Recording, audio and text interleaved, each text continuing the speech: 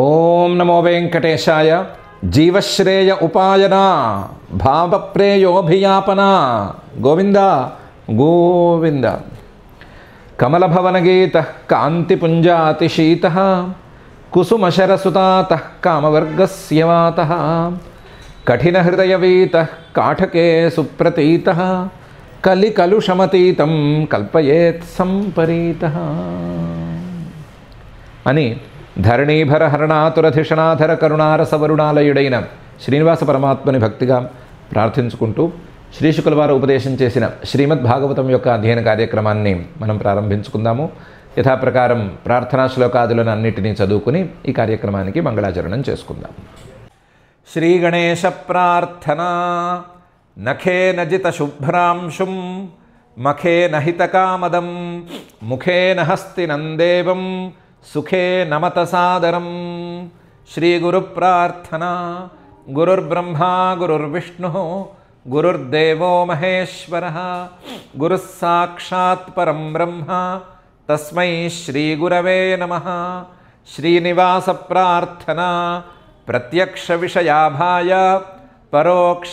పరోక్షాఖ్యాననామినే ప్రత్యక్ష రూపమానాయ శ్రీనివాసాయ తే నమః.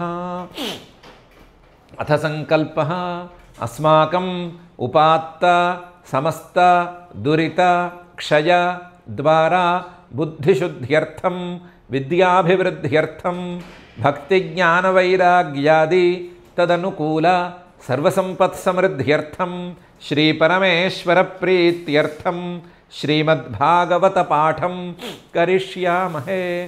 అస్య శ్రీమద్భాగవత స్తోత్ర మహామంత్రస్య నారద ఋషిః బృహతి ఛందః శ్రీకృష్ణః పరమాత్మా దేవత బ్రహ్మబీజం భక్తిశక్తి జ్ఞానవైరాగ్యే కీలకం. అస్మాకం శ్రీమద్భగవత్ప్రసాదసిద్ధ్యర్థే పాఠే వినియోగః ధ్యానం నారాయణేన పురుషేణ చ పౌరుషేయం వ్యాసప్రసూతశుకభాషిత పౌరుషేయం సంసారఘోర ఘనధూర్హత పౌరుషేయం వేదాంతమాలపత భాగవతం ఋషేయం. శ్రీ గురుభ్యో నమః. దేవతలందరూ వచ్చారు. వచ్చిన వాళ్ళు వచ్చినట్లే పరమాత్మను స్తుతి చేస్తున్నారు. ఆ స్తుతి చేయటంలో భాగంగానే సత్యస్య సత్యం అని మొదలుపెట్టారు. నువ్వు త్రిసత్యానివి అని అన్నారు. త్రిసత్యానివి అనగానే పక్కనున్న వాళ్ళు ఎవరో సత్యం అంటే పరమాత్మనే సత్యం అంటారేంటండి, మనం చూసే ప్రపంచం మన శరీరం ఇవన్నీ కూడా సత్యాలే కదండి అని అంటే దానికి సమాధానంగా పై 2 శ్లోకాలను మొదలుపెట్టారు. అందులో ఏకాయనోసౌ ద్విఫలస్త్రిమూల చతురస పంచవిధ షడాత్మా సప్తత్వగష్ట విటపో నవాక్షో దశచ్ఛది ద్విఖగో హ్యాది వృక్ష అని మొదటి శ్లోకంలో శరీరాన్ని గురించి, శరీరం లాంటి ఈ సంసారాన్ని గురించి సంక్షిప్తంగా చెప్పారు. అతి సంక్షిప్తంగా చెప్పారు. చెప్పడంలో ఈ శరీరానికి ఒకటే మూలమన్నారు. ఈ శరీరంతో సుఖదుఖాలు అనేటువంటి 2 పనులను సాధించవచ్చన్నారు. ఈ శరీరానికి సత్వ రజస్తమో గుణాలు అనేటువంటి 3 గుణాలు పక్క వేర్లు అని అన్నారు. ఈ శరీరంతో ధర్మ అర్థ కామ మోక్షాలు అనేటువంటి 4 రసాలను సాధించవచ్చన్నారు. ఈ శరీరం పంచ జ్ఞానేంద్రియాలతో కూడి ఉంటుందన్నారు. ఈ శరీరం 6 రకాల పరిణామాలతోనూ 6 రకాల షడూర్మయ అనేటువంటి ఊర్ములతోనూ నిండి ఉంటుంది, షడాత్మ అని అన్నారు. సప్తత్వకు ఈ శరీరానికి 7 పొరలుంటాయి అని అన్నారు. అష్టవిటప ఈ శరీరానికి 8 కొమ్మల్లాగా, చెట్టుకు 8 కొమ్మల్లాగా ఈ శరీరానికి కూడా 8 కొమ్మలు ఉంటాయి. ఈ పంచ జ్ఞానేంద్రియాలు మనోబుద్ధి అహంకారాలు అని అన్నారు. నవాక్ష ఈ శరీరానికి 9 ఛిద్రాలు ఉంటాయన్నారు. చెట్టుకు తొరలు ఉన్నట్టుగా ఛిద్రాలు ఉంటాయన్నారు. దశచ్ఛది ఈ శరీరానికి 10 ప్రాణాలు అనేటువంటి 10 ఆకులు ఉన్నాయి, చెట్టుకున్నట్టు ఆకులు ఉన్నట్లు అని అన్నారు. ఆదివృక్ష ఇది వృక్షం అంటే కత్తిరిస్తే తెగి పడిపోయేటువంటిది, ఇదేమి శాశ్వతం కాదు అని అన్నారు. కాకపోతే ఈ శాశ్వతం కానటువంటి శరీరంలోనే 2 పక్షులు ఉన్నాయి, జీవుడు పరమాత్మ అని 2 పక్షులు ఉన్నాయి అని చెప్పారు. ఈ శ్లోకంతోనే చెప్పదలుచుకున్న విషయం దాదాపుగా చెప్పేశారు. ఏం చెప్పేశారు? ఇన్ని రకాలుగా ఉండేది సత్యం కావటానికి వీల్లేదు. సత్యం అంటే ఒకే రకంగా ఉండాలి.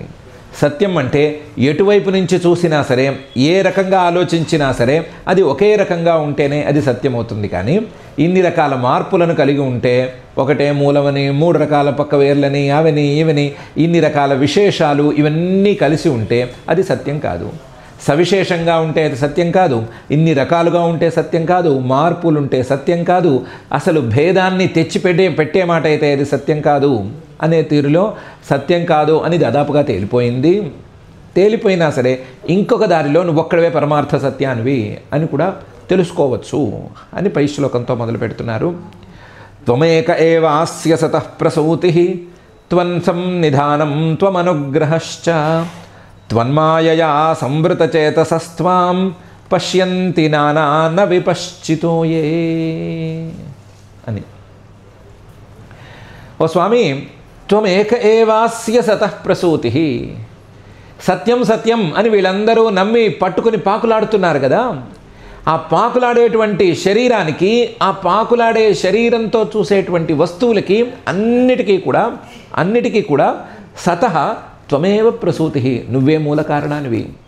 నువ్వే మూల కారణానివి కాబట్టి త్రిసత్యం అనే పదంతో చెప్పినట్లుగా ముందు ఉన్నవాడివి నువ్వే, కాబట్టి నువ్వే సత్యం అవుతావు.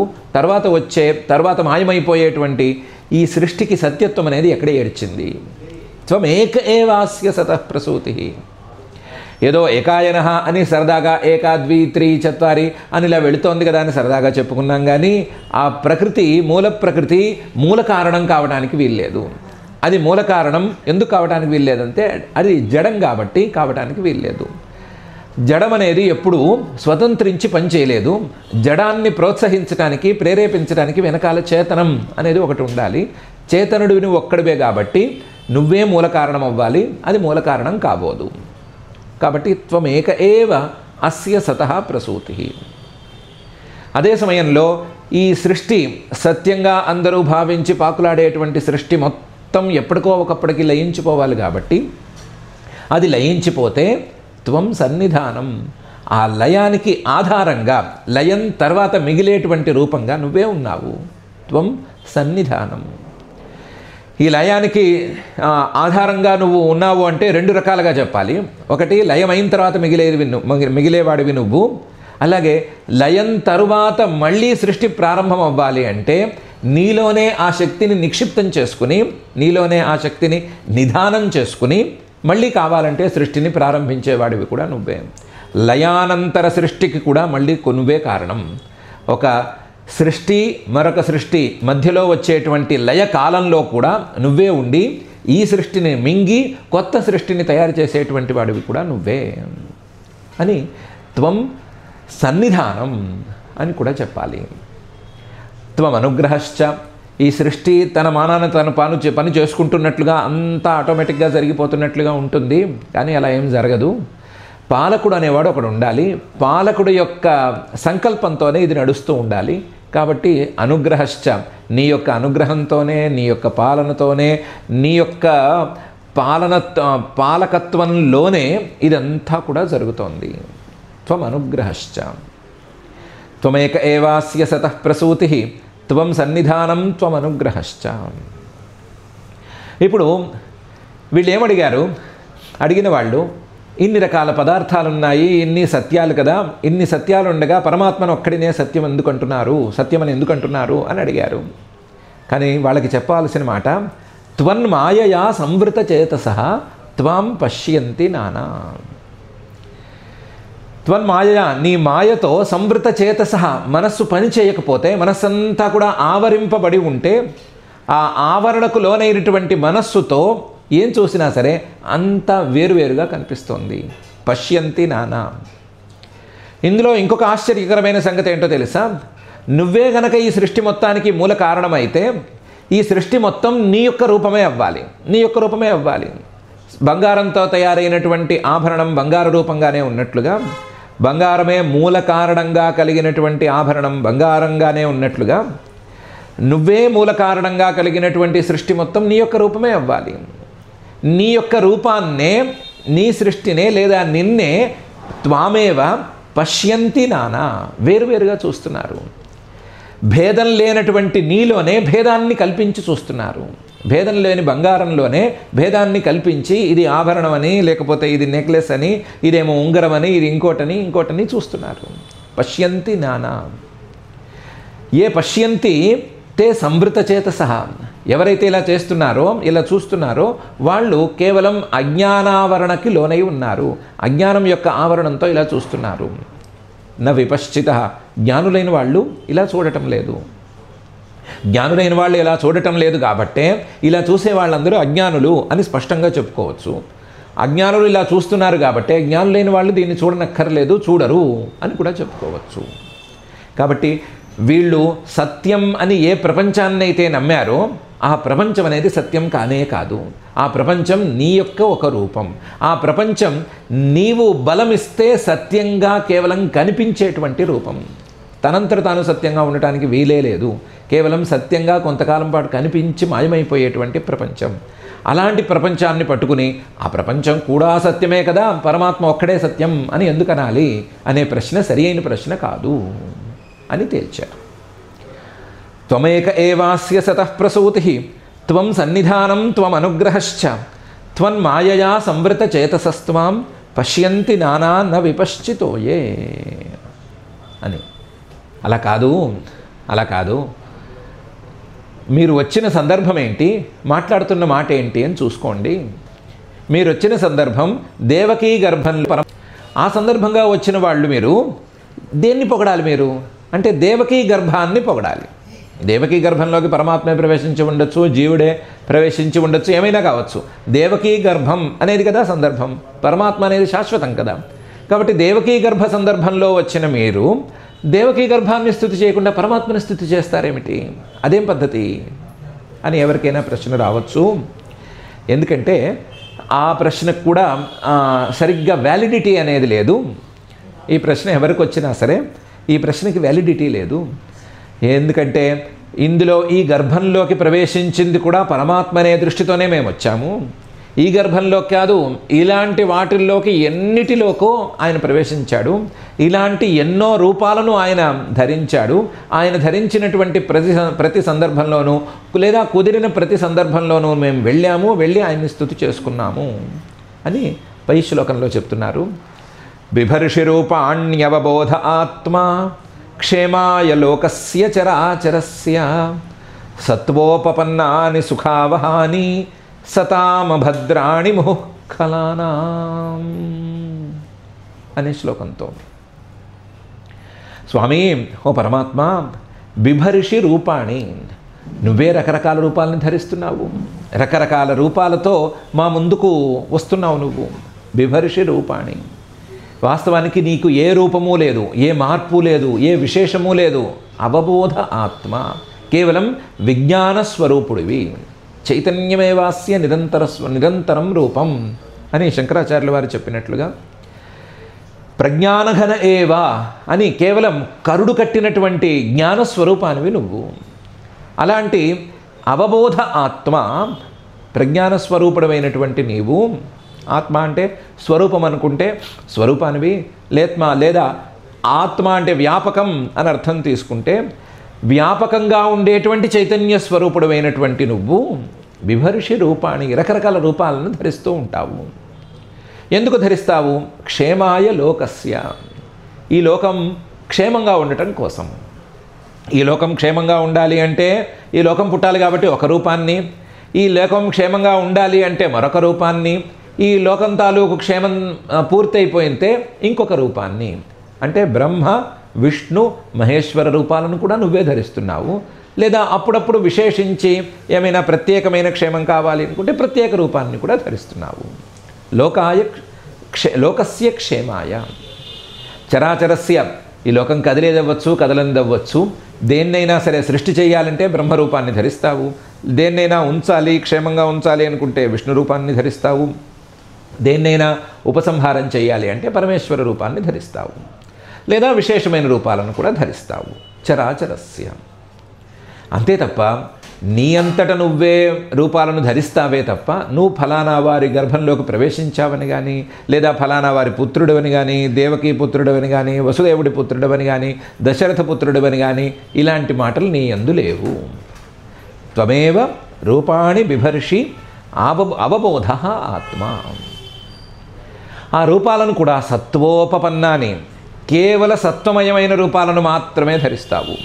నీకున్న గుణాలలో సత్వగుణం కొంచెం మంచి స్థాయి గుణం అనే ఉద్దేశంతో గుణాలనేం ప్రోత్సహించక్కర్లేదు. కానీ ఒకవేళ గుణాలను తప్పనిసరిగా తీసుకోవలసి వస్తే సత్వగుణాన్నే తీసుకోవాలి అనే ఉద్దేశంతో సత్వగుణంతో కూడిన రూపాలనే నువ్వు ధరిస్తావు.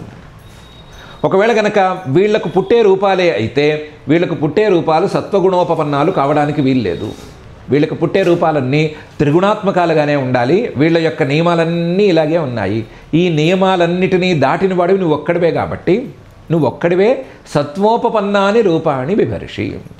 వీళ్ళు కనే మాట అయితే, వీళ్ళ గర్భంలోకి ఎవరో ప్రవేశించి ఆ గర్భంలోంచి బయటకు వచ్చే మాట అయితే ఆ ప్రవేశించిన వాడు త్రిగుణాత్మకమైన శరీరాన్నే ధరించాలి తప్ప సత్వమాత్ర శరీరాన్ని ధరించడానికి వీలు లేదు. సత్వోపపన్నాని రూపాణి త్వం బిభర్షి. ఎందుకు బిభర్షి? క్షేమాయ లోకస్య చరాచరస్య అనే మాట చెప్పుకున్నాము. దాంతోపాటుగా సతాం సుఖావహాని. సతాం మంచివాళ్ళు ఉంటే ఆ మంచి వాళ్ళకి సుఖాన్ని ఇవ్వటం కోసం, మంచి వాళ్ళను రక్షించడం కోసం.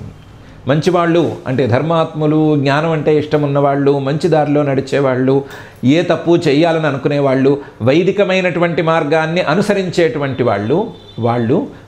వాళ్ళకి సుఖాన్ని ఇవ్వటం కోసం, వాళ్ళకి సుఖాలను అందించటం కోసం నువ్వు రూపాలను ధరిస్తావు. సత్వోపపన్నాని రూపాణి సతాం సుఖావహాని. అదే సమయంలో కేవల సత్వంతో ఉంది కదా, మెతగ్గా ఉంది అని కూడా అనుకోవడానికి వీల్లేదు. అభద్రాణి ముహుః కళానాం వైదిక మార్గాన్ని అనుసరించని వాళ్ళు, పక్క వాళ్ళను హింసించేవాళ్ళు, లేదా అధర్మం చేసేవాళ్ళు, లేదా చెడుగా ప్రవర్తించేవాళ్ళు, వీళ్ళు ఎవరున్నా సరే వాళ్ళకి అభద్రాణి, వాళ్ళు చేసేటువంటి తప్పులకు శిక్షలను అందించేటువంటి రూపాలు ఇవి. సతాం సుఖావహాని ముహుః కళానాం అభద్రాణి. వాళ్ళు ఎన్ని తప్పులు చేస్తే, ఎన్నిసార్లు తప్పులు చేస్తే అన్నిసార్లు శిక్షించటానికి నువ్వేం వెనకాడవు, నీ యొక్క రూపాలు ఏమీ వాటికి తీసిపోవు. బిభర్షి రూపాణ్యవబోధ ఆత్మ క్షేమాయ లోకస్య చరాచరస్య సత్వోపపన్నాని సుఖావహాని సతామభద్రాణి ముహుః కళానాం అని వీళ్ళు అంటున్నారు. అయితే ఇందులో ఇంకా చాలా ప్రశ్నలు వస్తాయి.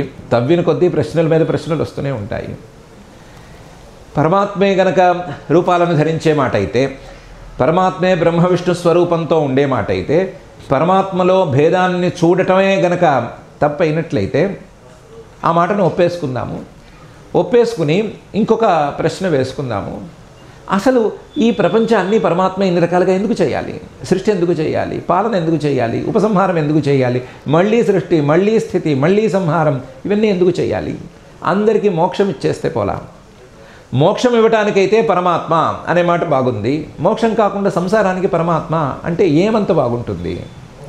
సంసారంలో ఉండేటువంటి ఫలితాలను ఇవ్వటానికే పరమాత్మ అంటే ఒక రకంగా పరిపూర్ణత అనేది రావటం లేదు. సంసారంలో ఉండే ఫలితాలను ఇవ్వటానికి సంసారంలో ఉండే పదార్థాలే చాలు, లేదా జీవులు చేసుకునేటువంటి కర్మలు చాలు, వాటితోనే సరిపోయే కాడికి దానికి పరమాత్మకే అంటగట్టడం ఎందుకు అనే ప్రశ్న మనం అనుకున్న ప్రశ్నల్లో ప్రధానమైన ప్రశ్న. ఇంకా చాలా ప్రశ్నలు రావచ్చు, కానీ ఈ ప్రశ్న ప్రధానమైన ప్రశ్న. దానికి సమాధానంగా చెప్తున్నారు, ఆ మోక్షాన్ని ఇచ్చేది కూడా పరమాత్మైనటువంటి నువ్వే. కాకపోతే మోక్షాన్ని ఇవ్వటం అనే దానికోసం కూడా నీవు రూపాలను ధరిస్తావు. ఏదో సాంసారికమైనటువంటి ఫలితాలను ఇవ్వటానికే నువ్వు రూపాలను ధరిస్తావు అనే మాట లేదు. నీ రూపాలు సాంసారికమైన ఫలితాలను ఇవ్వటానికే పరిమితం అవ్వటం లేదు. నీ రూపాలు మోక్షాలను కూడా అందించడానికి వీలుగా ఉన్నాయి. ఎలాగా? త్వయంబుజాక్షాఖిల సత్వధామ్ని సమాధినా వేషిత చేతసైకే త్వత్పాదపోతేన మహత్కృతేన కుర్వంతి గోవత్సపదం భవాబ్ధిం అని అంటున్నారు. అంబుజాక్ష, తామరపూల్ లాంటి చల్లని అందమైన సువాసన వెదజల్లేటువంటి కళ్ళున్నవాడా అంబుజాక్ష, త్వయి అఖిలధామ్ని అఖిల సత్వధామ్ని, నీవు ఏదో ఒక రూపాన్ని ధరించి, అంటే సత్వంతో నిండి ఉన్నటువంటి రూపాన్ని ధరించి సత్వం తాలూకు ప్రభావాన్ని మొత్తాన్ని ఆ రూపంలోకి రంగరించి ఒక రూపాన్ని ధరిస్తే ఆ రూపంలోనే అఖిల ప్రాణులు ఉన్నారు, లేదా ప్రాణులన్నీ ఉన్నాయి, లేదా ప్రపంచంలో ఉండేటువంటి పదార్థాలన్నీ ఉన్నాయి అని కనీసం మనస్సుతో ఆలోచించుకోవడానికి అవకాశం ఉంటుంది. త్వయి అంబుజాక్ష అఖిల సత్వధామ్ని, నువ్వేదో అందమైన కళ్ళతో, అందమైన శరీర కాంతితో, అందమైన మొహంతో, చిరునవ్వుతో, లేదా చేతిలో ఫ్లూట్ పెట్టుకుని అందంగా ఆభరణాలు వేసుకుని గనక వచ్చావు అని అనుకుంటే ఆ రూపంలోకే నీవు జగత్స్రష్టవి అనేటువంటి భావాన్ని జొప్పించడానికి వీలుగా ఉంటుంది. అఖిల సత్వధామ్ని ఇలా చాలామంది చేశారు కూడాను. నీ యొక్క ఏదో ఒక సగుణ రూపాన్ని తీసుకుని ఆ సగుణ రూపానికే మొత్తం ఈ జగత్ సృష్టి స్థితి లయ కారణత్వం అనే దాన్ని అంటించేసేసి అఖిల సత్వధామ్ని అనేదానిగా దాన్ని మార్చేసి సమాధిన ఏకాగ్రతను సాధించి ఆవేశిత చేతస, మొత్తం మనస్సును మొత్తాన్ని దానికే మొత్తం చుట్టేసేసి ఆవేశిత మనస్సు మొత్తాన్ని అందులోకే సమర్పించేసేసి ఏకే కొంతమంది చాలా సాధన చేసినటువంటి మహానుభావులు త్వత్పాద పోతేన, నీ పాదాలు అనేటువంటి ఒక పడవని అడ్డం పెట్టుకుని మహత్కృతేన, చాలా గొప్పవాళ్ళు సాధించి పెట్టినటువంటి తమ గురువులు చెప్పినటువంటి నీ పాదాలు అనేటువంటి ఈ పడవని పట్టుకుని, లేదా చాలా గొప్ప సేవాభాగ్యాన్ని పొందించే, చాలా గొప్ప సేవతో అందుకోగలిగినటువంటి నీ పాదం అనే ఈ పడవని అడ్డం పెట్టుకుని భవాబ్ధిం, సంసారం అనేటువంటి సముద్రాన్నే దాటేస్తున్నారు. అందులో సంసారాన్ని దాటేస్తున్నారు అనేది చాలా చిన్న మాట. గోవత్సపదం కుర్వంతి, ఒక ఆవు తాలూకు దూడ దాటగలిగినంత చిన్న నీటి గుంటలాగా ఈ సంసారం అనే సాగరాన్ని వాళ్ళు మార్చేస్తున్నారు, అంత సులభంగా దాటేస్తున్నారు. వాళ్ళకి గనక నీ యొక్క సాత్విక రూపం అనేది లేకపోతే, నీ సాత్విక రూపం అనేది గనక ఆలంబనంగా వాళ్ళకి లేకపోతే వాళ్ళు ఈ జగత్కారణత్వాన్ని ఎక్కడ అంటిస్తారు?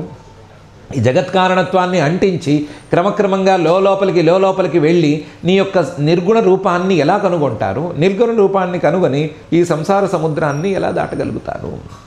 కాబట్టి సంసార సముద్రాన్ని దాటగలగటమే మోక్షం అని అనుకుంటే ఆ మోక్షానికి కూడా నీ యొక్క రూపాలు చక్కగా ఉపయోగపడతాయి. దీన్నే నీవే మరొక సందర్భంలో చెప్పావు కదా, క్లేశోధిక తరస్తేషాం అవ్యక్తాసక్త చేతసాం అని చెప్పావు కదా. అవ్యక్తమైనటువంటి నిర్గుణమైనటువంటి పరమాత్మలో బుద్ధిని నిలపటం అనేది చాలా సంక్లిష్టమైంది. అది తొందరగా అందరికీ అందేది కాదు, దాదాపుగా ఎవరికీ అందదు అని చెప్పచ్చు, ఎక్కడో అక్కడక్కడ ఉంటారు. అలాంటి అవ్యక్తోపాసన అనేది చేయలేని వారి కోసం నువ్వే వ్యక్తంగా ఏదో ఒక రూపాన్ని ధరించి దిగి వచ్చి ఆ వ్యక్తమైన రూపానికే ఈ 3 రకాల కారణత్వ లక్షణాలన్నీ ఉన్నాయి అని పట్టించి దాని ద్వారా వాళ్ళకి మోక్షాన్ని అందిస్తున్నావు కదా. కాబట్టి నీ రూపాలు పరమాత్మగా నీకుండేటువంటి మోక్ష కారణత్వం అనే లక్షణాన్ని సమర్థిస్తున్నాయి. నీకున్నటువంటి మోక్షాన్ని ఇచ్చేటువంటి గుణాన్ని ఇవి బాహాటంగా ప్రకటీకరిస్తున్నాయి అని ఈ శ్లోకంలో దేవతలందరూ అన్నారు. త్వయ్యంబుజాక్షాఖిల సత్వధామ్ని సమాధినా వేషిత చేతసైకే త్వత్పాదపోతేన మహత్కృతేన కుర్వంతి గోవత్సపదం భవాబ్ధిం అని. మళ్ళీ కొత్త విషయం విన్నాము. కొత్త విషయం వినంగానే ఇంకో కొత్త సందేహం వస్తుంది. పాత సందేహం తీరిందా లేదా తర్వాతి మాట, ముందు కొత్త సందేహం వస్తుంది. ఇప్పుడు మోక్షం వచ్చింది, మోక్షం వచ్చినందుకు కారణం పరమాత్మే అంటున్నారు, బాగానే ఉంది. ఈ మాట మీకెవరు చెప్పారు? లేదా పరమాత్మ తాలూకు సగుణ రూపం ద్వారానే మోక్షం వచ్చింది, సగుణ రూపంలో మనస్సును నింపుకోవటం ద్వారానే మోక్షం వచ్చింది అని మాట ఎవరు చెప్పారు? మోక్షానికి వెళ్ళిపోయిన వాళ్ళు మోక్షం పైకి వెళ్ళిపోయారు కదా, పైకి వెళ్ళిపోయిన వాళ్ళు కింద వాళ్ళకేం చెప్పలేదు. కింద వాళ్ళకేం చెప్పలేదు కాబట్టి కింద వాళ్ళకేం తెలియదు. పైకి వెళ్ళిపోయిన వాళ్ళ మళ్ళీ కిందకి రారు. ఒకసారి ముక్తిని పొందితే మళ్ళీ వెనక్కి రావటం అనే సమస్య లేదు. ఇలాంటప్పుడు ఈ విషయం మనం ఎలా నమ్మాలి? ఈ విషయం మనకి రూఢిగా ఎలా తెలుస్తుంది అనే ప్రశ్న, కొత్త ప్రశ్న. దానికి సమాధానంగా చెప్పారు, స్వయం సముత్తీర్య సుదుస్తరంద్యుమన్ భవార్ణవం భీమమదభ్ర సౌహృదా భవత్పదాంభోరుహనావమత్ర తే నిధాయ యాతా సదనుగ్రహో భవాన్ అని. వాళ్ళు మోక్షానికి వెళ్ళిపోయిన వాళ్ళు, మోక్షాన్ని అందుకోవలసిన వాళ్ళు సామాన్యులు కారు. మైత్రి, కరుణ లాంటి మంచి మంచి భావాలను అభ్యాసం చేసిన వాళ్ళు కాబట్టి, అయ్యో మనం పైకి వెళ్ళిపోతున్నాము, మనం నిష్కృతిని సాధిస్తున్నాము, మన కింద ఉన్నవాళ్ళు మన తర్వాతి వాళ్ళు కూడా అందుకోవాలి కదా అనే ఉద్దేశంతో వాళ్ళు ఈ విషయాన్ని ప్రచారం చేసే వెళ్ళారు. ఈ విషయాన్ని చెప్పుకుంటూనే వెళ్ళారు. వాళ్ళు ఒక్కొక్క అడుగు ముందుకు వేసిన కొద్దీ ఒక్క అడుగు వెనకాల ఉండే వాళ్ళందరికీ ఈ విషయాన్ని చెప్పుకుని ఈ దారిని నమ్మచ్చు, ఈ అడుగుని నమ్మచ్చు, మేము ఇంతవరకు వెళ్ళాము అని చెప్పుకుంటూ వచ్చారు.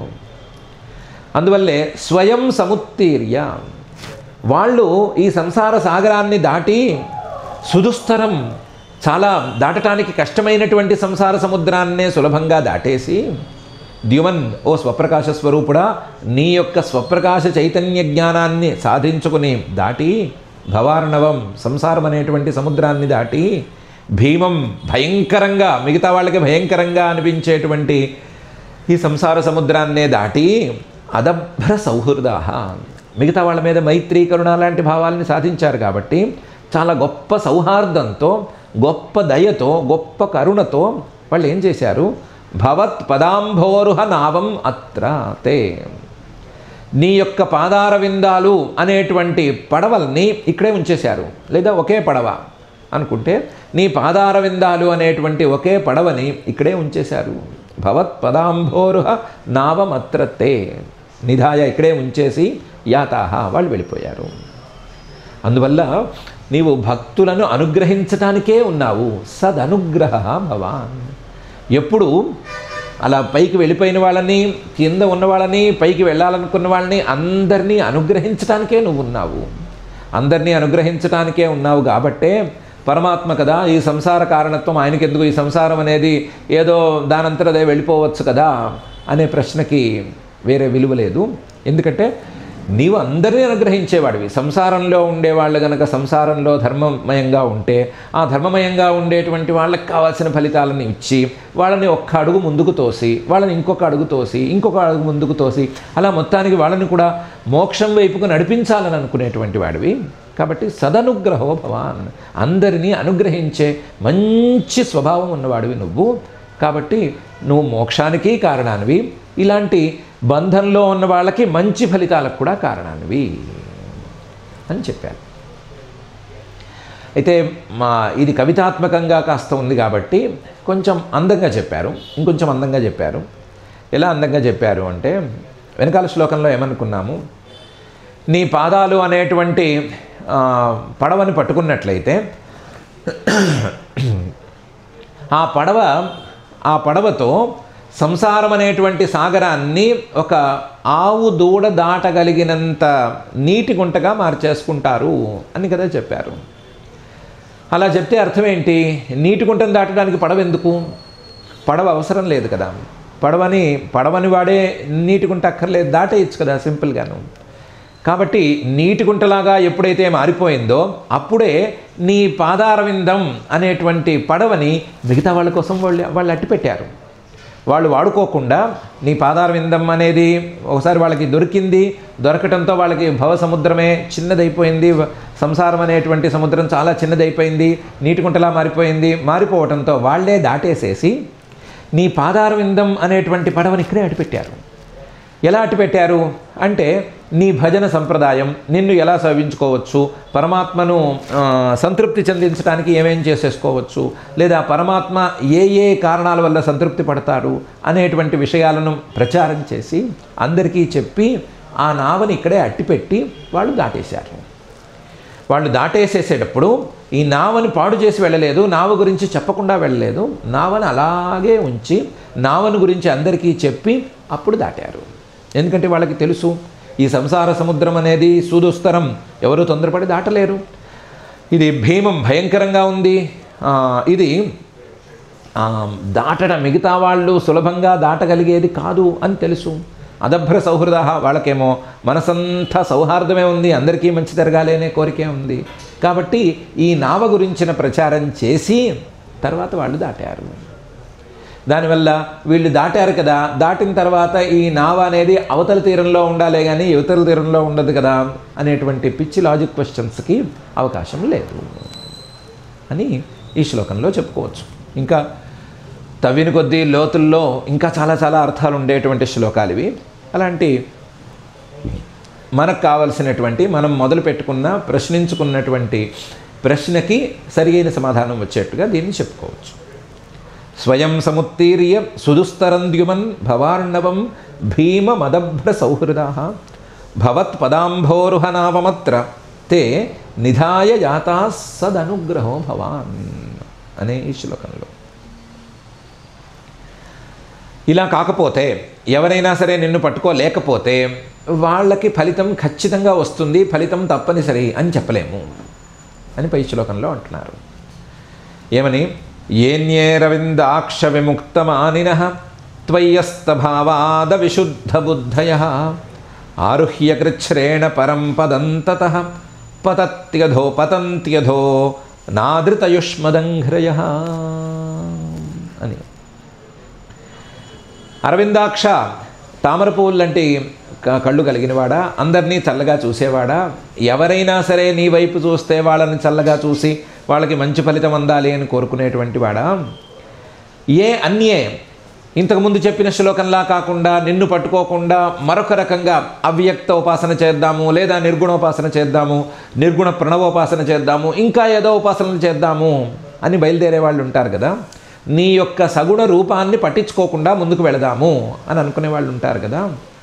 వాళ్ళు విముక్తమానినః, మనం అసలు ఈ సగుణానికి సంబంధించిన ఏ వ్యవహారం జోలికి పోవద్దు అని అనుకుంటారని అనుకుందాం.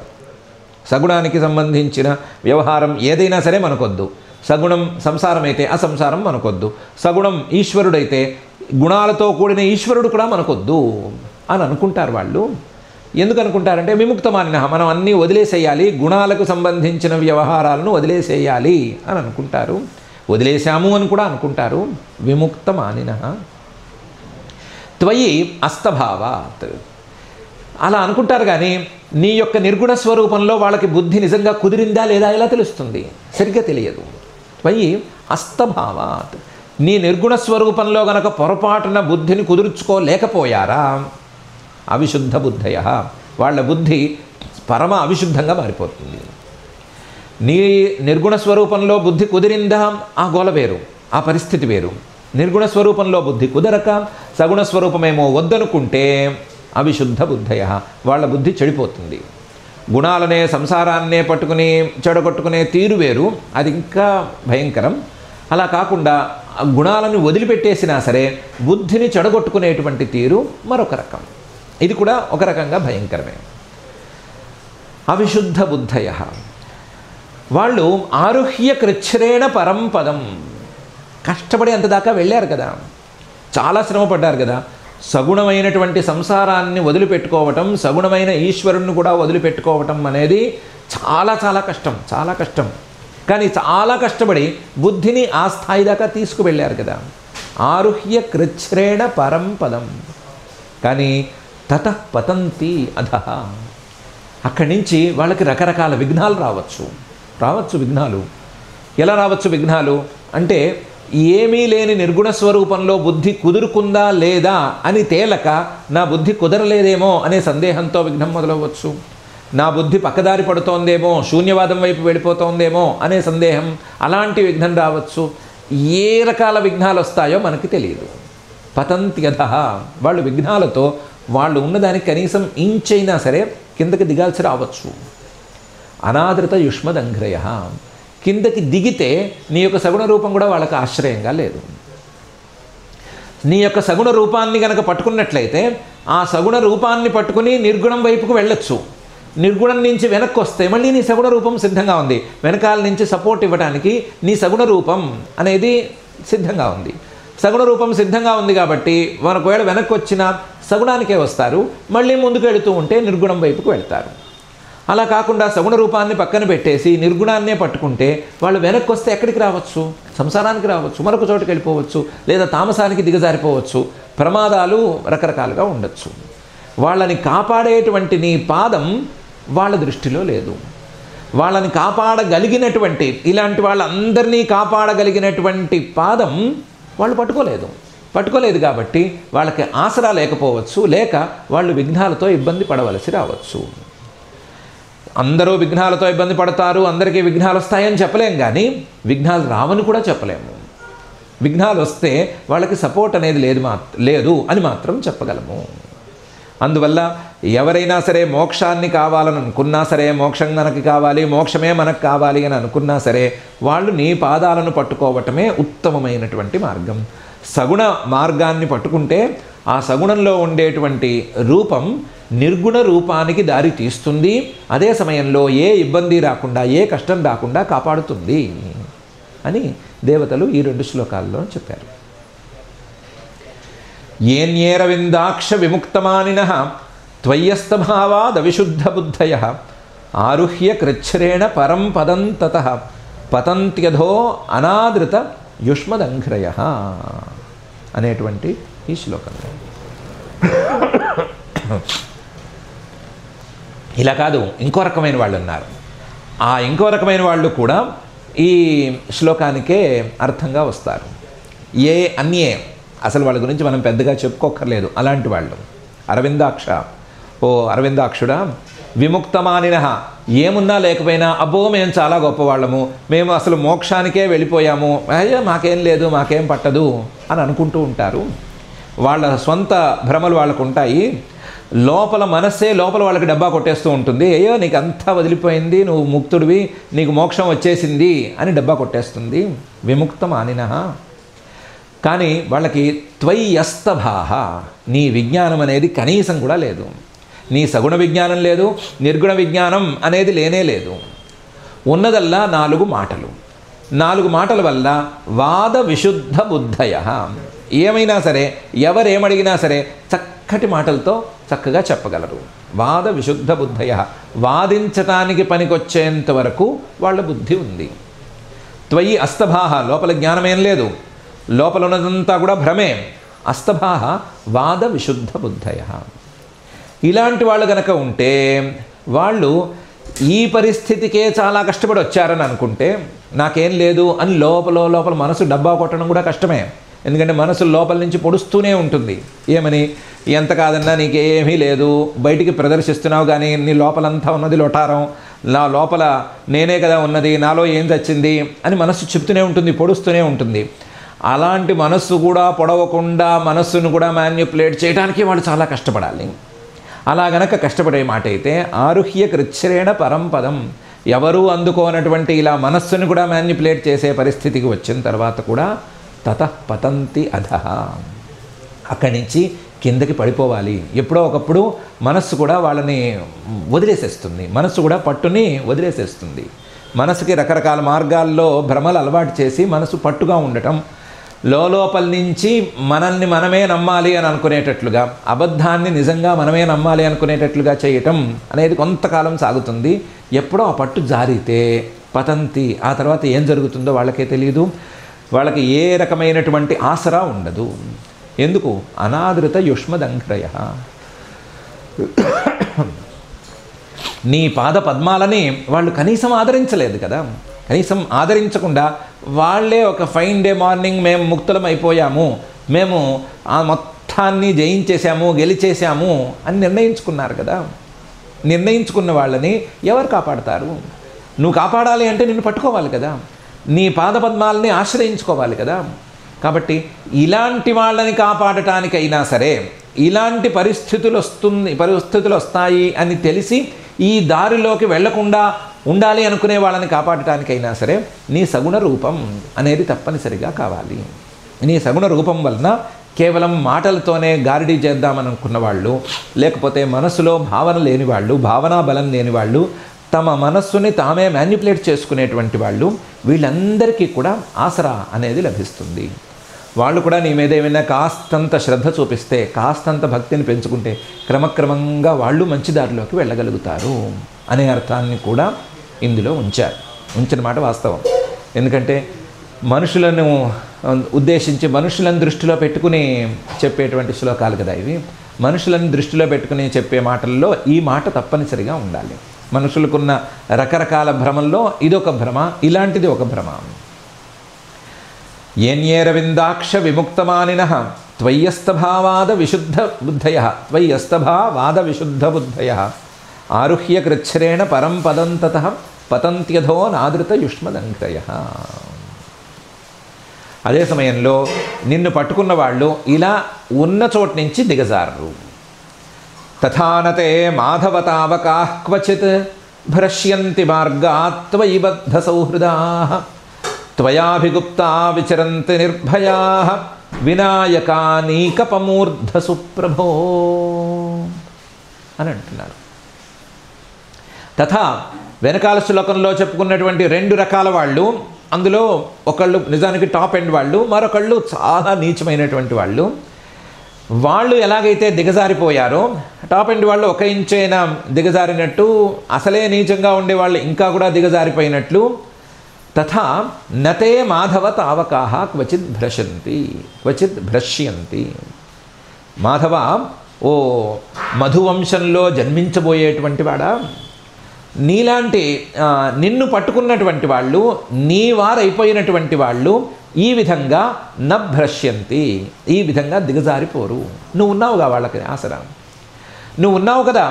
ఎప్పుడైతే వాళ్ళు నువ్వు కావాలని అనుకున్నారో, నీ పాదార విందాలను పట్టుకున్నారో, అప్పుడు వాళ్ళని నువ్వు నా వాళ్ళు అని అనుకుంటావు కదా, వాళ్ళు నీ వాళ్ళు అయిపోయారు కదా. నీ వాళ్ళకి మాత్రం ఇలాంటి పరిస్థితి లేదు. తావకాః క్వచిత్ భ్రశ్యంతి. మార్గాత్, వాళ్ళు ఏ మార్గంలో ఉన్నా కూడా భ్రంశనం అనేది రాదు. ఏ మార్గంలో ఉంటే, నిర్గుణ మార్గంలో ఉండి నిర్గుణ మార్గంలో భాగంగానే సగుణాన్ని తీసుకున్నా ఏమి ఇబ్బంది లేదు.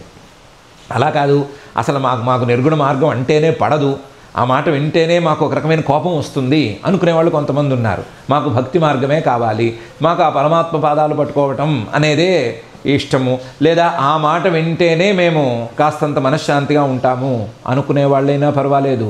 వాళ్ళు ఆ మార్గంలో ఉన్నా ఇబ్బంది ఏమీ లేదు. భక్తి మార్గమే సర్వశ్రేయస్కరం అని అనుకునే వాళ్ళైనా ప్రమాదమేం లేదు. మార్గాత్ నభ్రశ్యంతి. వాళ్ళున్న భక్తి మార్గం నుండి వాళ్ళు కూడా ఇటు అటు జారిపోరు. ఎందుకంటే ఆసరాగా నువ్వు ఉన్నావు. భక్తి మార్గంలో ఉన్న వాళ్ళని పైకి ఎలా తీసుకెళ్ళాలి, నిర్గుణానికి ఎలా చేర్చాలి అనే బాధ్యత నీదే అయిపోయింది కాబట్టి వాళ్ళు తావకాహ కదా, నీ వాళ్ళు అయిపోయారు కాబట్టి నువ్వే మోసి వాళ్ళని ఎలాగో అలాగా పైకి పంపించేస్తావు, ఇబ్బంది ఏమీ లేదు. త్వయి బద్ధ సౌహృదాః. కాకపోతే వాళ్ళు ఏ మార్గంలో ఉన్నా సరే, వాళ్ళ సిద్ధాంతం ఏ సిద్ధాంతమైనా సరే, నీ మీద బద్ధ సౌహృదాః. వాళ్ళ యొక్క భావమంతా కూడా, వాళ్ళ యొక్క హృదయంలోని మంచి భావాలన్నీ కూడా పూర్తిగా నీతో కలిసిపోయి ఉండాలి, నీ మీదే ఉండాలి. వాళ్ళ హృదయం అంతా నీ మీదే ఉండాలి, హృదయంలోని మంచి భావాలన్నీ నీ మీదే ఉండాలి. సౌహృదాః, మంచి భావాలే ఉండాలి. కంసుల్లాగా చెడు భావాలను పరమాత్మ మీద ఉంచు అని చెప్పటం అనేది పూర్తిగా న్యాయం కాదు, పూర్తి న్యాయం కాదు. చెడు భావాలను వాడుకునేటువంటి తీరు వేరే ఉంది, ఆ తీరు గురించి చర్చించుకోనక్కర్లేదు ఇప్పుడు. మంచి భావాలన్నిటినీ పరమాత్మ మీదకే చేర్చాలి. అలా చేర్చిన మాట అయితే వాళ్ళు నీ వాళ్ళు అవుతారు. వాళ్ళు మార్గాత్ న భ్రశ్యంతి. ఎలాంటి పరిస్థితుల్లోనూ వాళ్ళు ఉన్న మార్గం నుంచి వాళ్ళు చెదిరిపోరు. త్వయా అభిగుప్తాః. నువ్వు వాళ్ళకి రక్షకుడుగా ఉంటావు, నీ రక్షణలో హాయిగా ఉంటారు. త్వయా అభిగుప్తాః విచరంతి నిర్భయాః. ఏ భయము లేకుండా హాయిగా సంచరిస్తారు. వాళ్ళు నిర్గుణ మార్గంలో ఉంటే, ఆహా నాకు అసలు భేదబుద్ధే లేదు, భేదబుద్ధి లేని వాడికి నాకేం భయము, ద్వితీయాద్వై భయం భవతి కదా అని వాళ్ళు అనుకుంటారు. భక్తి మార్గంలో ఉంటే, ఆహా నాకేం భయము, నాకు తోడుగా నా పరమాత్మ ఉన్నాడు, నా వెంటే ఉన్నాడు, నా ముందున్నాడు, నా పక్కల్లో ఉన్నాడు, ఎక్కడైనా సరే ఆయనే ఉన్నాడు, ఆయనే సంరక్షించుకుంటాడు, ఆయనే చూసుకుంటాడు. ఓ దెబ్బ పడాలి అని ఆయన అనుకుంటే దెబ్బ పడేస్తాడు, లేదా కింద పడేయాలనుకుంటే పడేస్తాడు, నిలబెట్టాలనుకుంటే నిలబెడతాడు, నాకేంటి భయం అనే నిర్భయంగా సంచరిస్తారు. విచరంతే నిర్భయా. ఎంతగా వాళ్ళు నిర్భయులైపోతారంటే, వినాయకానీకపమూర్ధసు. వాళ్ళకి ఎన్ని విఘ్నాలైనా రాని వినాయకాః అంటే విఘ్నాలను తెచ్చిపెట్టేటువంటి వాళ్ళు. వినాయక అంటే మనకు తెలిసిన వినాయకుడు కాడైనా వినాయకః విరుద్ధంగా సంచరించేటువంటి విఘ్నాల తాలూకు నాయకులు, విఘ్నాలను చేసేటువంటి వాళ్ళు.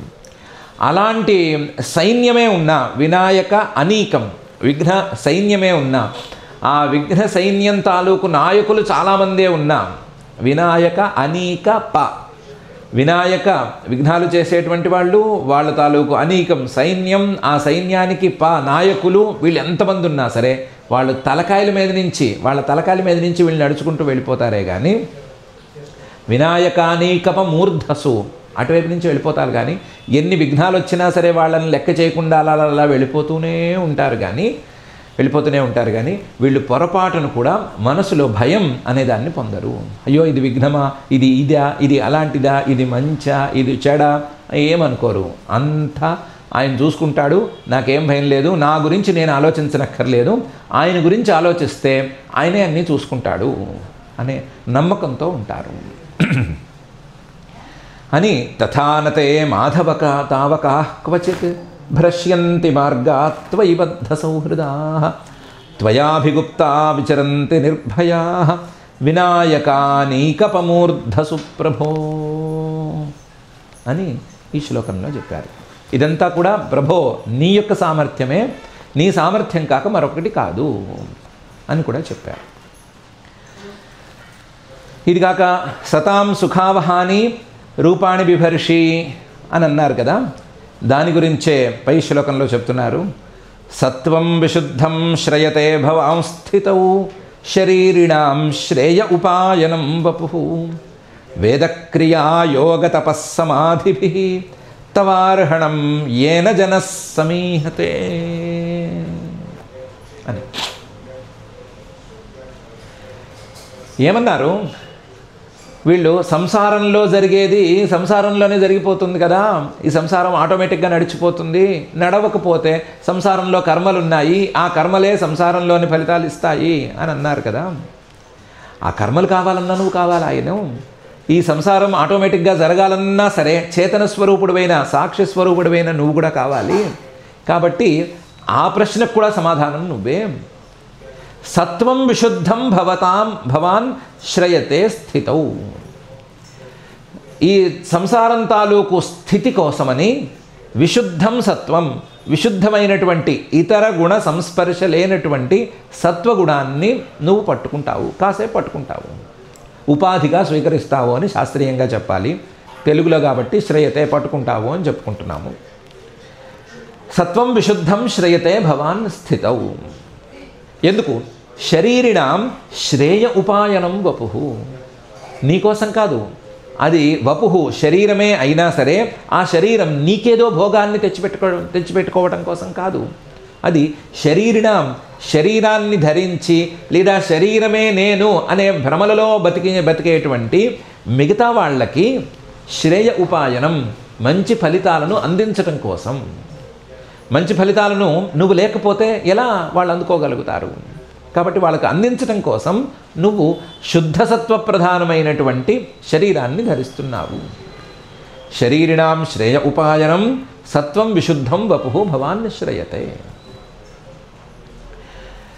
ఎలా అంటే నీవు ఏదో ఒక రూపాన్ని ధరిస్తే ఆ రూపానికి రకరకాల అర్హణం పూజల్ని చేసుకుని వాళ్ళు ఫలితాలను పొందుకుంటారు. కర్మలు చేయాలి అన్నా కూడా నీ సగుణ రూపం కావాలి కదా.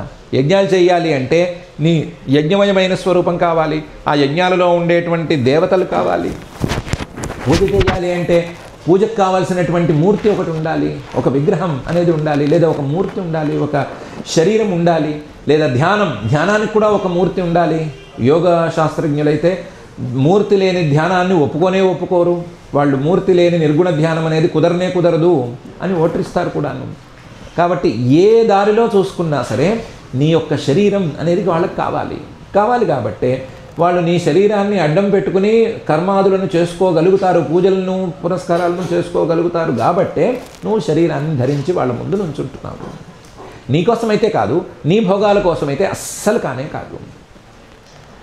నువ్వు అలా శరీరాన్ని ధరిస్తేనే వేదక్రియ అంటే వేదాధ్యయనం అనేటువంటి బ్రహ్మచర్య ధర్మాలను పాటించి బ్రహ్మచారులు, యోగ లేదా వేద అంటే వేదాధ్యయనం అనేటువంటి బ్రహ్మచర్య ధర్మాలను పాటించి బ్రహ్మచారులు, క్రియాయోగం అంటే నిష్కామ కర్మలు లేదా దగ్గరగా మంచి కర్మలు, మరీ నిష్కామ కర్మలు అని చెప్తే ఫలితాలు రాకుండా పోవాల్సి వస్తుంది.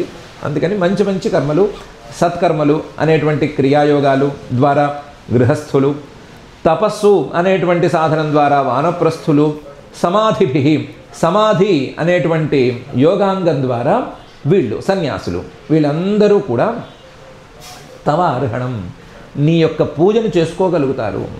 ఏన జన సమీహతే, నీ రూపం ఉంటే ఈ పూజలన్నీ చేసుకోగలుగుతారు. ఎవరైనా సరే చేసుకోగలుగుతారు. నీ రూపమే లేకపోతే వాళ్ళేం కర్మలు చేస్తారు, వాళ్ళేం యోగ సాధన చేస్తారు, వాళ్ళేం వేదాధ్యయనం చేస్తారు, వాళ్ళేమి స్వకర్మానుష్ఠానం చేసుకుంటారు, వాళ్ళు ఏం ఫలితాలు పొందుతారు, ఈ సంసారంలో ఫలితాలు అనేవి కూడా నువ్వు లేకపోతే వాళ్ళకి ఎలా దొరుకుతాయి అని ఈ శ్లోకంలో అప్పుడు అడిగినటువంటి ప్రశ్నలకి సమాధానం చెప్పారు. సత్వం విశుద్ధం శ్రయతే భవాం స్థితౌ శరీరిణాం శ్రేయ ఉపాయనం వపు వేదక్రియాయోగ తపస్సమాధిభిః తవార్హణం ఏన జన సమీహతే అనేటువంటి ఈ శ్లోకంలో మనం వేద అంటే బ్రహ్మచారి ధర్మమని, క్రియాయోగం అంటే గృహస్థ ధర్మమని, తపః అంటే వానప్రస్థ ధర్మమని, సమాధి అంటేనేమో సన్యాసి ధర్మమని విడగొట్టి చూశాము. అలా కాకుండా విడివిడిగా వీళ్ళతో వాళ్ళతో సంబంధం లేకుండా కూడా చూసుకోవచ్చు. వేద అంటే వేదాధ్యయనం అనేదాన్ని విడిగా ఒక ధర్మం లేదా విడిగా ఒక తపస్సు లేదా విడిగా పరమేశ్వరారాధన అనే దృష్టితో చూసుకోవచ్చు. స్వాధ్యాయాధ్యయనం చైవ తపో వాంగ్మయం అని చెప్పాడు కదా భగవద్గీతలో. ఆ స్వాధ్యాయాధ్యయనాన్ని తపస్సు కింద లేదా పరమేశ్వరుడి యొక్క అర్చన కింద చూసుకోవచ్చు. ఆ స్వాధ్యాయాధ్యయనానికి ఈ పరమేశ్వరుడే మూలం అని చెప్పుకోవచ్చు. క్రియ అంటే మత్కర్మకృన్ మత్పరమః అని చెప్పాడు కదా. మత్కర్మకృన్ మత్పరమః అనేదానికి అసలు సిసల అర్థం ఎట్లా ఉన్నా సరే పరమేశ్వరుడు కోసం క్రియలు చేయాలి అనే మాట వచ్చిందంటే పరమేశ్వరుడు అంటూ మనకి ఏదో ఒక రూపంలో కనిపించాలి కదా. కనిపించకపోతే ఎక్కడి నుంచి చేస్తాము? కాబట్టి దానికైనా పరమేశ్వరుడు కావాలి, లేదా పరమాత్మ యొక్క రూపం ఏదో ఒకటి కావాలి, లేదా దేవద్విజ గురుప్రాజ్ఞ పూజనం శౌచమార్జవం బ్రహ్మచర్యం అహింసాచ శారీరం తప ఉచ్యతే అని భగవద్గీతలో చెప్పినట్లుగా శరీరంతో చేయబడేటువంటి క్రియలన్నిటికీ కూడా ఆయనే ఆధారం అనే విషయం దానే రావాలి. యోగ అంటే మనస్సులో భావ సంశుద్ధిత్యేతత్ తపో మానసముచ్యతే అని చెప్పాడు కదా. ఆ భావ సంశుద్ధి రూపమైనటువంటి యోగాన్ని తీసుకుంటే భావాన్ని పరిశుద్ధంగా ఉంచుకోవటం అనే యోగాన్ని తీసుకుని ఆ పరిశుద్ధమైనటువంటి భావంలో పరమేశ్వరుణ్ణి జొప్పించటం అనే మాట తీసుకుంటే గనక అది తప్పనిసరిగా పరమేశ్వరుడి యొక్క సగుణ రూపం లేకుండా కుదరదు అనే మాట తెలుస్తూనే ఉంది. తపః అనే పదాన్ని భగవద్గీతలో పరమాత్మ నిర్వచించిన తీరు కొంచెం తేడాగా కూడా ఉంది. శరీరంతోనూ మనస్సుతోనూ అలాగే నోటితోనూ చేసేటువంటి క్రియలన్నిటినీ కలిపి తపః అని పిలవవచ్చు అని చెప్పాడు ఆయన. శ్రద్ధయా పరయా తప్తం తపస్తత్ త్రివిధం నరైః. ఇంతకుముందు 3 రకాల తపస్సులని చెప్పాం కదా. ఆ 3 రకాల గనక తపస్సుల్ని ఇంకా శ్రద్ధగా గనక చేసినట్లయితే, 3 రకాల క్రియల్ని శ్రద్ధగా చేసినట్లయితే వాటికి తపస్సు అని పేరు పెట్టుకోవచ్చు. అలాంటి తపస్సు పరమేశ్వరుడు అనేవాడు లేకుండా అస్సలంటే అస్సలు కుదరదు. పరమేశ్వరుడు యొక్క సగుణ రూపం అనే ఆశ్రయం లేకుండా కుదరదు. సమాధి అనేది తప్పనిసరిగా ఏకాగ్రత రావాలి అంటే ఒక ఆలంబనం అనేది తప్పనిసరిగా ఉండాలి. మయ్యేవ మన ఆధత్స్వ మయి బుద్ధిం నివేశయ అని అక్కడ చెప్పాడు. ఆ రూపాన్ని నేనే ఆ రూపాన్ని, నేనే ఆ సగుణ రూపాన్ని అని కృష్ణుడుగానే ఆయన అక్కడ చెప్పాడు. కాబట్టి సగుణ రూపం అనేది ఒకటి ఉంటేనే అందులోకి మనస్సు ప్రవేశించిన మనస్సు నిలబడటం, ఏకాగ్రత పెరగటం, పెరిగి అది సమాధి స్థితి దాకా వెళ్ళటం అనేది కుదురుతుంది. తర్వాత ధ్యేయాన్ని పక్కన పెట్టామా లేదా అనే సంగతి తర్వాతది. కానీ ఆలంబనం అనేది పరమేశ్వరుడి యొక్క సగుణ రూపం అయి ఉండాలి. కాబట్టి దానికోసం కూడా పరమేశ్వరుడి యొక్క సగుణ రూపం అని తప్పనిసరిగా ఉండాలి అని కూడా మనం విడివిడిగా కూడా చూసుకోవచ్చు. ఆశ్రమ ధర్మాలుగా చూసుకోవచ్చు, లేదా ఆశ్రమంతో సంబంధం లేని సాధారణ ధర్మాల కిందనైనా చూసుకోవచ్చు. వేద క్రియా యోగ తపస్ సమాధి తవార్హణం ఏన జన సమీహతే. ఎలాంటి వాడైనా సరే నిన్ను ఏ రకంగానైనా సరే పూజించుకోవాలి అనుకుంటే నీ యొక్క సగుణ రూపం అనేది వాడికి ఆలంబనంగా ఆశ్రయంగా ఉండి తీరాలి అని చెప్పుకోవచ్చు.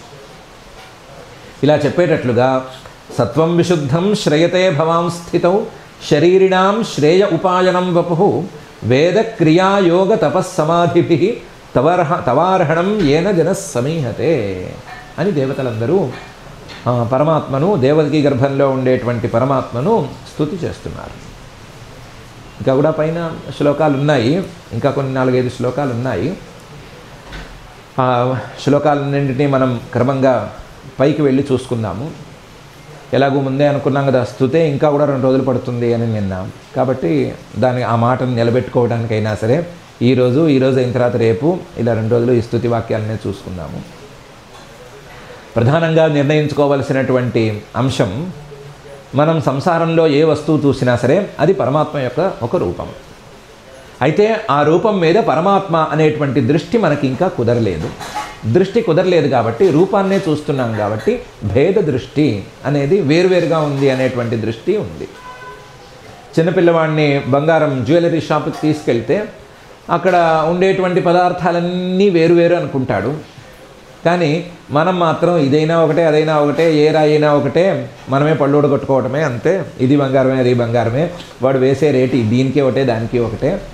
ఇంకా కూడా మనం నెత్తిన ఇంకో మొట్టకాయ ఎక్కువ మొడదామని చెప్పి దీనికైతే తయారీ ఇంత దానికైతే తయారీ ఇంత అని అంటున్నాడు. కానీ నిజానికి బంగారం అనే రేటు ప్రకారం చూస్తే అన్నీ ఒకటే అని మనం కనీసం అనుకుంటున్నాం కదా. ఇంకా కూడా లోతులకు వెళ్తే బంగారంలో డిజైన్లు కూడా పెద్దగా ఏం చూడక్కర్లేదు. బంగారమే, ఏ డిజైన్ అయినా బాగానే ఉంటుంది. ఇది బాగుంది, ఇది బాగాలేదు, ఇది గాడిగా ఉంది, ఇదేదో మొరటుగా ఉంది అని కూడా అనుకోక్కర్లేదు. బంగారం అంటే అడ్డంగా పెట్టేసుకోవటమే. మనం కొనగలిగితే ఎంత పడితే అంత కొనేసుకోవటమే, పెట్టేసుకోవటమే అని మహా తెలివైన వాళ్ళు కూడా నిర్ణయించుకుంటారు. ఇలా నిర్ణయించుకున్నా చిన్నపిల్లవాడి దృష్టి వేరు, పెద్దవాళ్ళ దృష్టి వేరు కదా. అలాగే మనం ఇంకా చిన్నపిల్లల్లాగా ఉన్నాం కాబట్టి ఈ సంసారం అంతా వేరువేరుగా కనిపిస్తోంది, భేద దృష్టితో ఉంది. మనకి భేద దృష్టి అనేది బలంగా ఉంది. కానీ ఈ భేద దృష్టికి సరి అయిన లాజిక్ మాత్రం లేదు. పరమాత్మగా కనిపించవలసినటువంటి సంసారం వేరుగా కనిపిస్తోంది అని ప్రాథమికంగా మనం నిర్ణయించుకుంటే సరిపోతుంది. అంతే తప్ప మనకు కనిపిస్తోంది కాబట్టి ఈ భేద దృష్టే సరి అయినది అనే తీరులో, మనల్ని మనం సాటిస్ఫై చేసుకునేటువంటి తీరులో వెళ్ళకపోవటం మంచిది. సాటిస్ఫై చేసుకోవటానికి అంటే ఈగో సాటిస్ఫాక్షన్ కోసం వెళితే కొన్నిసార్లు దారి తప్పచ్చు చెప్పలేం. కాబట్టి ఈ దారిలో వెళ్తే మంచిది. మనకి భేద దృష్టి ఉంది, ఎందుకంటే సంసారంలో ఉండేటువంటి పదార్థాల మీద పరమాత్మ దృష్టి మనకి ఇంకా కుదరలేదు. అది కుదిరిన తర్వాత పరిస్థితి ఏంటి అనేది తర్వాతి మాట. అది కుదుర్చుకోవడానికి ఏం చేయాలి అంటే పరమాత్మే ఈ సంసారానికి కారణం అనేటువంటి భావన మనం కనీసం మొదలు పెట్టాలి అని అనుకోవటం మంచిదేమో అని అనిపిస్తోంది. అది కుదరాలి అంటే ఏం చేయాలి అంటే పరమాత్మ తాలూకు సగుణ రూపం మీద భక్తిని పెంచుకోవాలి. ఆ భక్తి సగుణ రూపంలో ఉండేటువంటి భక్తి ఇంకా ఇంకా ఇంకా బలపడుతూ ఉండాలి. బలపడిన కొద్దీ ఈ భావన పెరిగేటట్లు ఉండాలి. సగుణ రూపంలో పెరిగేటువంటి భక్తి గనక కొన్నిసార్లు అయినా సరే ఈ భావానికి దూరంగా జరిగిందంటే మాత్రం ఆ భక్తి ఇంకా కుదరలేదు అని అర్థం, లేదా భక్తి సరైన రీతిలో కుదరలేదు అని అర్థం. అంతే కదా. ఒక చెక్క బల్లం చేయాలి అని అనుకుంటే ఏదో మేకో ఏదో ఒకటి కొడతాము. కొట్టి ఎప్పుడు నిర్ణయిస్తాము మేకు సరిగ్గా దిగింది లేదు అనేది ఎప్పుడు నిర్ణయిస్తాము అంటే ఇలా కదిలిస్తే కదలకుండా ఉంటే స్ట్రాంగ్గా ఉంటే నిర్ణయిస్తాము. ఇది కదిలిపోతోంది భేద దృష్టితోనో ఉంది అని అనుకుంటే కనుక మనకి ఇంకా అందులో బలం రాలేదు అని అర్థం. ఏం చేయాలి అంటే ఇంకో మేకైనా కొట్టుకోవాలి, ఇంకో రకంగానైనా ప్రయత్నం చేయాలి, దాన్ని టైట్ చేయాలి, ఏదో ఒకటి చేయాలి.